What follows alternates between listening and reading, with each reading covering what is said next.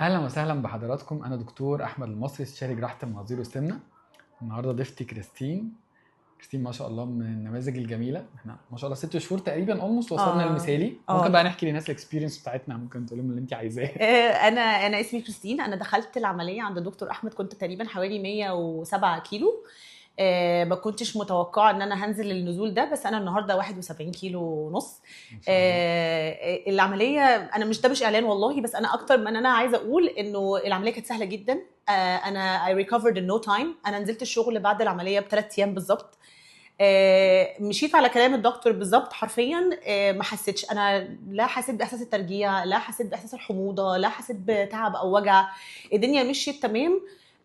ووصلت اللي انا فيه، فانا حاسه انه احلى قرار انا خدته في حياتي.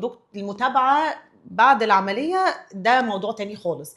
انا ما حسيتش ولا يوم من اول العمليه لغايه النهارده ان انا لوحدي. انا اي وقت كان عندي سؤال، ارق، تعب، ابعت على طول على الجروبس اللي انا فيها، حد بيلحقني، حد بيقول لي خدي كذا اعملي كذا. فده كان all in all دكتور. المتابعه بعد العمليه احسن من العمليه. ربنا يخليك يا رب. يعني انا لما شفتش صراحه، من انا سالته وعملت ريفيوهات كتير، ومش صدقني مش اعلان على قد ما انا الاحساس اللي انا حسيته ان انا لا، انا ايم هوم، انا في الو انا تعبانه خدي كذا، لا اتس اوكي اشربي كذا، لا you're gonna be fine any time of the day. طب الحمد فده في لله. حد ذاته حاجه رائعه مثير صراحه. كلامك يا رب. ربنا يخليك يا رب، دايما كويسه ميرسي. وكل الناس زيك باذن ربنا الله. يخليك يا دكتور، ميرسي. شكرا. واي حد يعني فعلا فعلا تعبان او حاسس ان هو محتاج ان يعمل عمليه، ما يفكرش. شكرا. دكتور احمد. ميرسي. شكرا.